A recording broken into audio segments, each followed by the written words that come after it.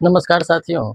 तो आइए हम लोग महात्मा बुद्ध तथा बौद्ध धर्म से कुछ महत्वपूर्ण तथ्य लेकर के आए हैं, उसको देख लेते हैं, जो परीक्षा के दृष्टिकोण से बहुत उपयोगी होता है। और ये जितने भी तथ्य हम लिखे हैं, ये किसी न किसी एग्ज़ाम में पूछे गए तथ्य हैं। तो आइए हम लोग इसको देखते हैं। पहला पॉइंट है कि गौतम बुद्ध के जन्म से संबंधित प्रतीक क्या है? गौतम बुद्ध जो है, उनके जन्म से संबंधित प्रतीक जो है, वह आपको कलम है। गौतम बुद्ध के जन्म से संबंधित प्रतीक क्या है? तो कलम है। उसके बाद अगला जो पॉइंट है वह है कि गौतम बुद्ध के गृह त्याग से संबंधित प्रतीक क्या है?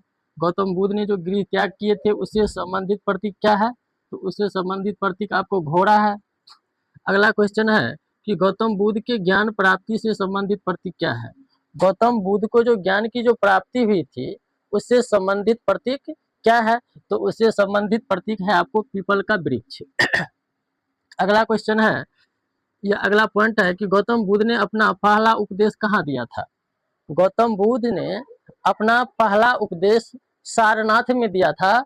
और ये जो है आपको बीपीएससी में पूछा गया सवाल है, मेन बीपीएससी में पूछा गया सवाल है कि गौतम बुद्ध ने अपना पहला उपदेश कहाँ दिया था? तो इसका सही आंसर हो जाएगा आपको सारनाथ में। अगला जो क्वेश्चन है कि कौशल के राजा जिसने परिवार के साथ बुद्ध की शिष्यता ग्रहण की, तो वह है आपको परसेनजीत है।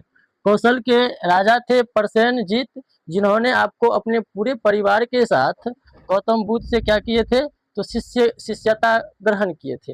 अगला पॉइंट है आपको कि प्रथम बौद्ध संगीति के अध्यक्ष कौन थे? प्रथम बौद्ध संगीति के अध्यक्ष कौन थे? तो प्रथम बौद्ध संगीति के अध्यक्ष थे आपको महाकश्यप।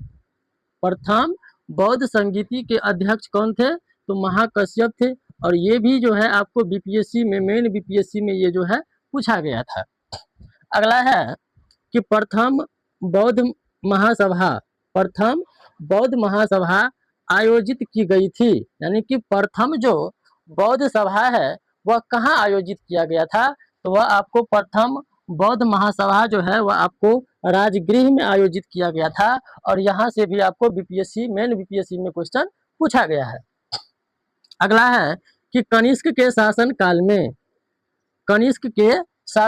में बौद्ध सभा आयोजित की गई। यानी कि कहने का मतलब है कि कनिष्क का जो शासन काल था उसके शासन काल में बौद्ध सभा कहाँ आयोजित किया गया था? तो यह आपको आयोजित किया गया था कश्मीर में।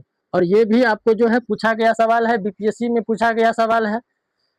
अगला पॉइंट है कि तृतीय बौद्ध सभा किस स्थान पर बुलाई गई थी?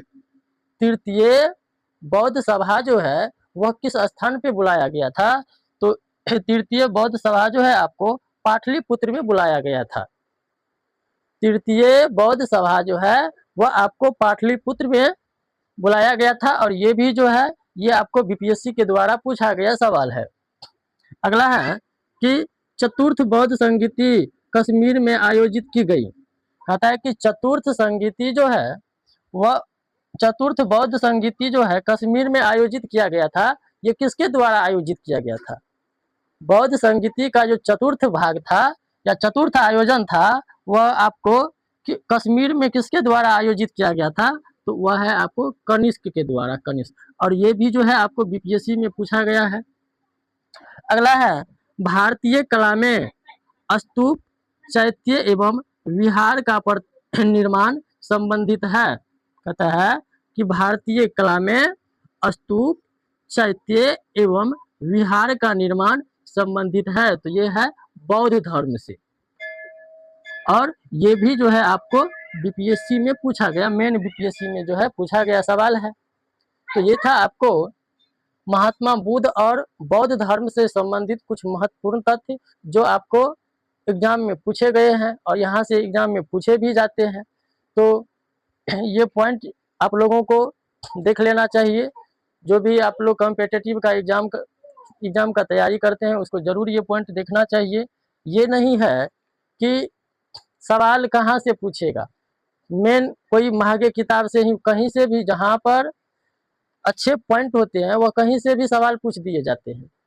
तो ये जितने भी पॉइंट है ये परीक्षा के दृष्टिकोण से बहुत उपयोगी है। तो आप लोग देखिए, और मेरा क्लास आप लोगों को कैसा लगता है कमेंट में भी ज़रूर राय दीजिए। धन्यवाद।